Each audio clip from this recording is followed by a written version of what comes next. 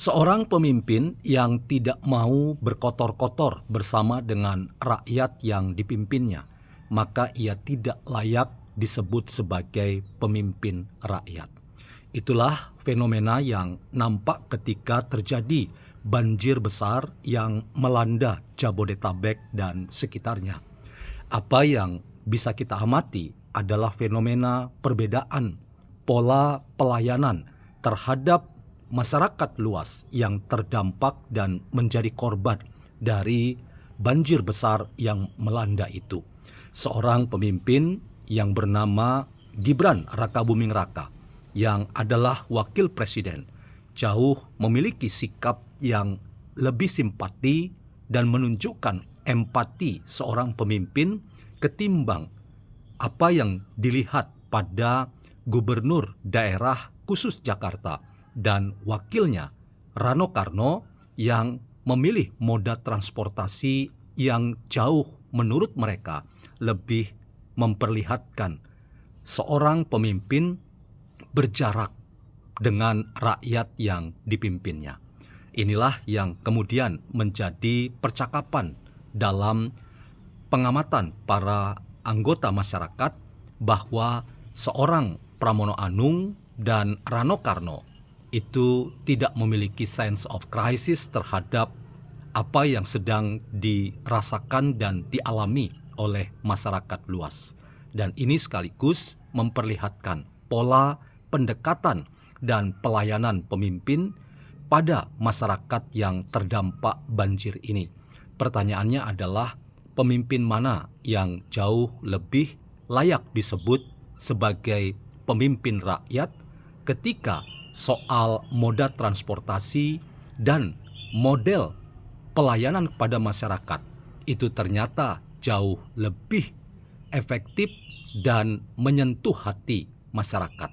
Apakah yang naik helikopter ataukah yang naik perahu karet ataukah yang berjalan kaki masuk dari satu gang ke gang dan langsung menyapa warga masyarakat yang terdampak itu.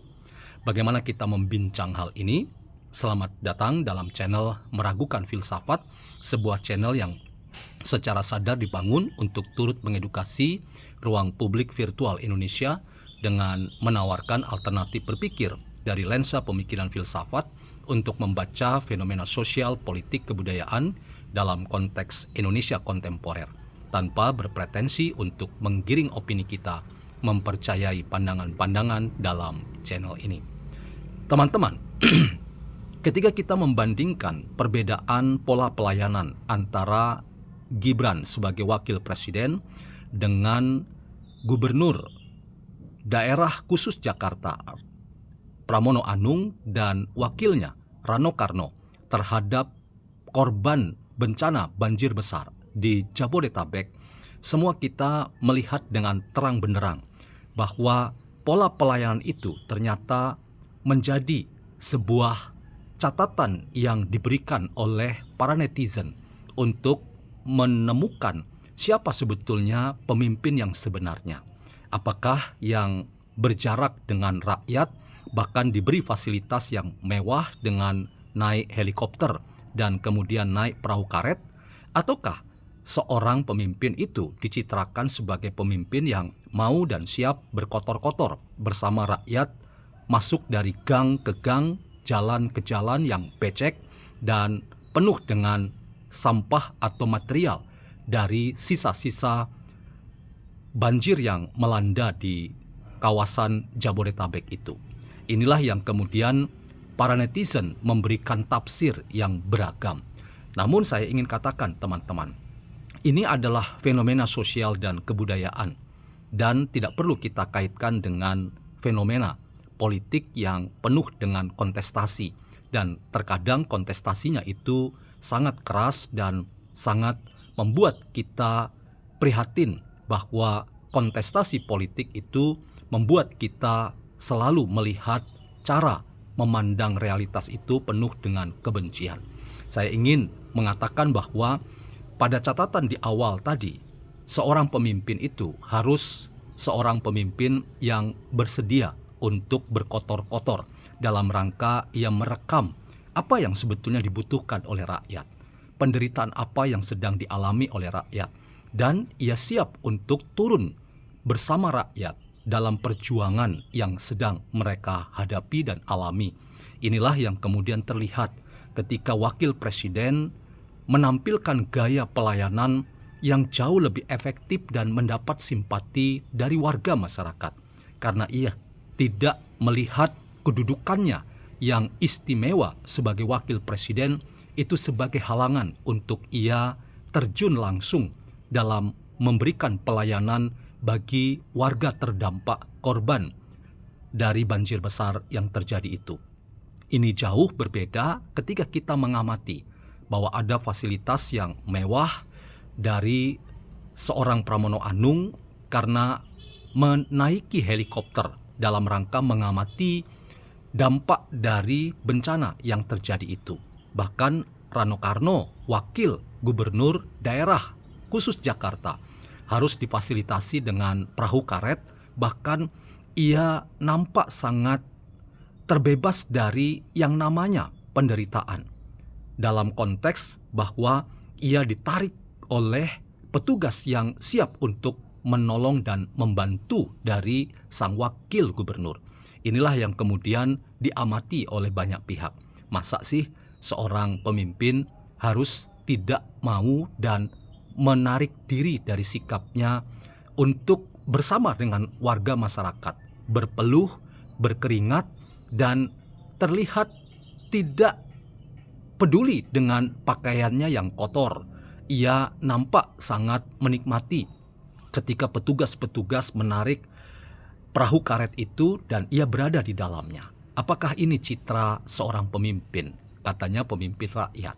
Inilah yang kemudian teman-teman kita dapat melihat secara kontras bahwa seorang Wapres Gibran memiliki pola pendekatan terhadap warga masyarakat dan pola pelayanan yang jauh lebih efektif untuk menyentuh langsung korban yang terdampak dari bencana banjir itu.